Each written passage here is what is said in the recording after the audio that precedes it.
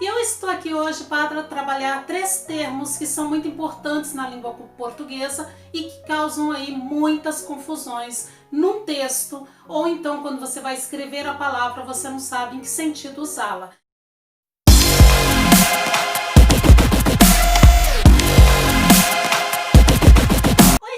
Tudo bem com vocês? Aqui quem fala é a Cecília Frazão e eu estou aqui hoje para trabalhar 3 termos que são muito importantes na língua portuguesa e que causam aí muitas confusões num texto, ou então quando você vai escrever a palavra você não sabe em que sentido usá-la.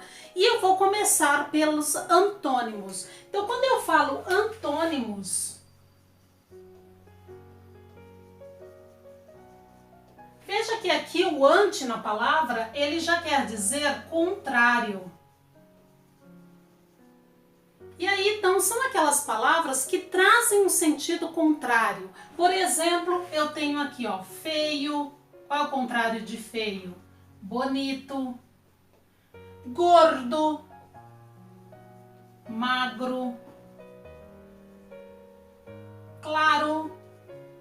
Escuro. Cheio, vazio. Veja que são palavras que trazem aí no seu significado sentidos contrários. Então essas palavras são antônimos, né? Ou palavras antônimas. E aí você vai prestar atenção então no sentido delas e dentro de um texto, né, por exemplo, poemas, você vai pegar aí poemas, principalmente poemas barrocos, que vão trazer muito essas questões dos antônimos, das antíteses. E aí quando eu falo de antítese também, eu estou, olha, falando de palavras e é uma figura de linguagem, e antíteses são aquelas palavras que têm o seu sentido contrário. Então veja, por isso que ela chama aqui, olha, antítese, sentido contrário, e antônimos, palavras com sentido contrário, ok? Então fique atento a isso. Vamos para o próximo agora, deixa eu apagar aqui na minha lousa improvisada. Deixa eu mostrar agora para vocês as palavras homônimas. Então olha lá, o que são homônimos ou palavras homônimas? Vocês vão encontrar destas duas formas, ou palavras homônimas. Então você tem, por exemplo, aqui, o que é o homônimo? Homo quer dizer um. Então é um o quê? É uma palavra, por exemplo, que você vai ter, ó, um quer dizer mesmo, né? Então você pode ter o mesmo som, ou você pode ter a mesma escrita. E aí você vai lembrar que ela tem o mesmo som, a mesma escrita, porém os sentidos são diferentes. Então deixa eu colocar aqui, ó, sentidos diferentes. Então não pode esquecer disso. Ela tem o mesmo som na hora que você fala, a mesma escrita, porém sentidos diferentes. Então vou dar alguns exemplos aqui. Por exemplo, a palavra manga. Você tem a palavra manga, só que manga você pode ter manga de camisa e você pode ter manga fruta. Então é a mesma palavra, porém com sentidos diferentes. Agora eu vou pegar outra palavra aqui. A palavra, por exemplo, sessão. Você tem sessão e você tem sessão. Qual é, Cecília? O mesmo som? Mesmo som, porém vocês podem perceber que a escrita ela é diferente, mas tem o mesmo som. E os sentidos também são diferentes. Então você tem sessão aqui, olha, que é o ato de ceder. Ato de ceder. Aqui você tem sessão com S, 2 S's aqui, olha, que seria reunião. Deixa eu pôr uma separação aqui, reunião. Então, hoje eu tenho uma sessão às 14 horas, hoje eu tenho uma reunião às 14 horas. E você tem sessão, que quer dizer divisão, departamento. Então, uma grande empresa, por exemplo, ela tem várias seções com C cedilha. Então você vai, em qual seção você vai, em qual departamento você vai. Então você precisa saber qual é a seção daquela empresa que você vai visitar, ok? Então você tem aqui, olha, mesmo som, porém sentidos diferentes. Agora vamos para os parônimos. Deixa eu apagar aqui.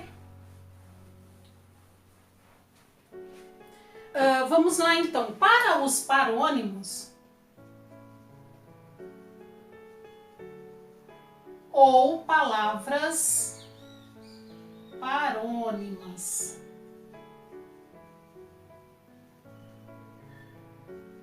Ou palavras parônimas. Lembre aqui, ó, parônimos de pares.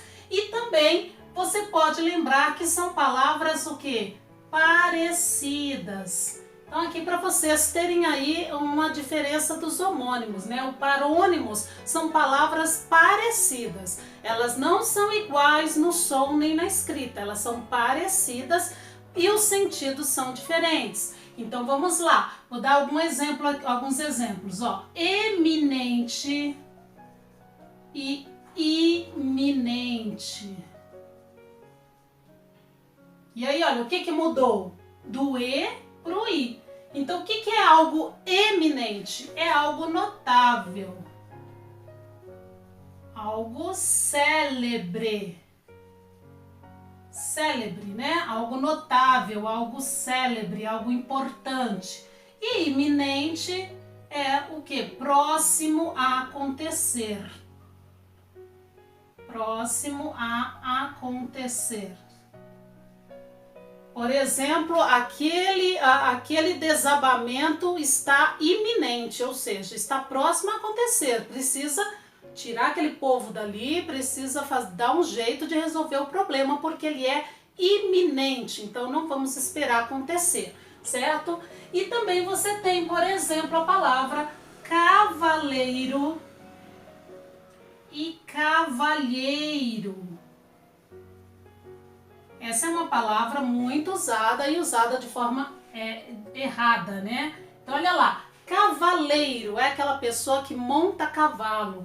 Um Amazonas, né? Amazonas seria a esposa do cavaleiro. Ou seja, são aqueles que montam a cavalo ou usam o cavalo como meio de transporte. Então, cavaleiro com L. E lembre que cavaleiro porque tem a ver com cavalo. Então presta bastante atenção, né? A pessoa que usa o cavalo, ele é um cavaleiro. E cavalheiro é aquela pessoa educada, é uma pessoa cortês, né? E aí você fala, aquele homem, ele é um cavalheiro, né? Ele abre a porta, ele puxa a cadeira, ele fala comigo educadamente, polidamente, né? De forma educada, que é o que está faltando muito aí. Homens cavalheiros, homens educados. E também mulheres, né? Que sejam aí também educadas. Quando a gente fala de homens cavalheiros, também precisamos lembrar aí das mulheres, né? Ou seja, são pessoas, cavalheiros são homens, né? Porque aí o termo é para homens educados, né? Por isso cavalheiros. E aí vocês vão perguntar, mas qual é o feminino de cavalheiro? Damas. Então mulheres também educadas, mulheres verdadeiras damas, né? Então educação nunca é demais. Educação é importante e em qualquer sentido, em qualquer esfera. Então veja que cavalheiro é aquele homem educado, né? Aquela pessoa educada, aquele homem cortês. Deixa eu colocar aqui educado, porque eu estou me referindo ao sexo masculino. Agora vamos ver aqui mais um exemplo de parônimos. Deixa eu pensar aqui mais um aqui. Por exemplo, a palavra absorver e absolver. Veja, qual é a diferença aqui, né? O L do R. Então, o que é absorver? É reter algo. Reter. Por exemplo, absorver. É absorvente, por exemplo, né? Absorvente. Eu poderia dizer, o algodão absorve melhor o suor. Então, veja, absorver é reter aquele produto, né? E aqui, absolver é livrar alguém de algo, livrar de uma pena. Livrar de uma pena. Então veja, absolver o cidadão, tornar esse cidadão livre, né? Livrar, deixá-lo livre. Certo? Eu vou deixar aqui embaixo na descrição uma lista de alguns muito conhecidos e muito usados aí na hora de você fazer uma redação ou de ler um texto.